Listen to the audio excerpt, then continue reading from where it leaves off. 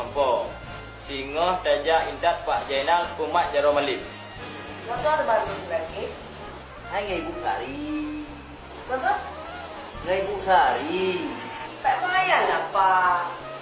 Nyo kan hayalan memang tuh rencana singo acara nikah unduan. Ya, ya. Jadi lo harap pas sudah si unduan itu kumpul rame uro nikah. InsyaAllah, menamu Tuhan kemah. Jadi lagi kata, mundur menuju ketua Pak Jainal. Mani dalam Bang Gading, kurang ada jalan ni? Mbak Dong kajut di mall Di berapa orang kami? Hai Pak Long yang nak kemudahan. Nah, mana rumah bawah tu tinggal yang gerumpuh di rumah? Yang kenyatakan. Tuhan? Mbak Dong sekarang berangkat. Jadi, Mbak Lentuan karena alat kosmetik mantong. jadi warna dua. Bawa kamu dan agama. Laga.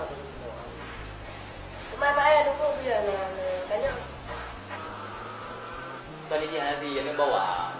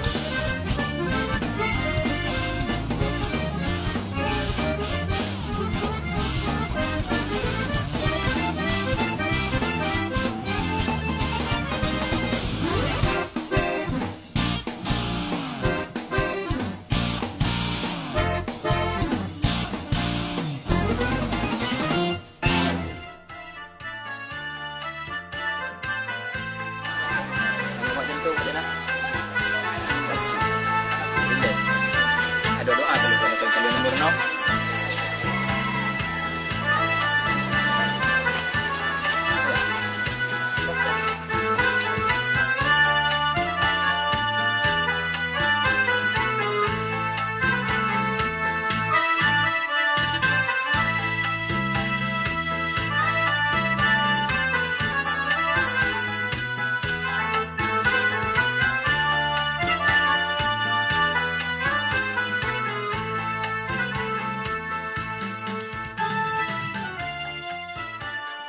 Bukan Mas Dang tadi lah.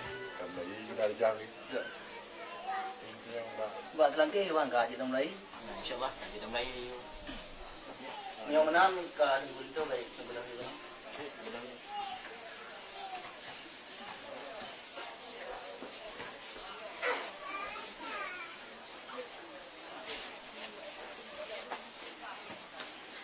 Yang menang ka di temlai.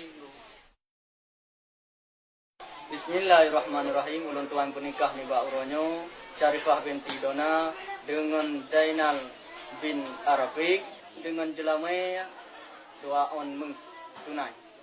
Ulun tuan terima nikah Syarifah binti Dona ke ulun tuan dengan jename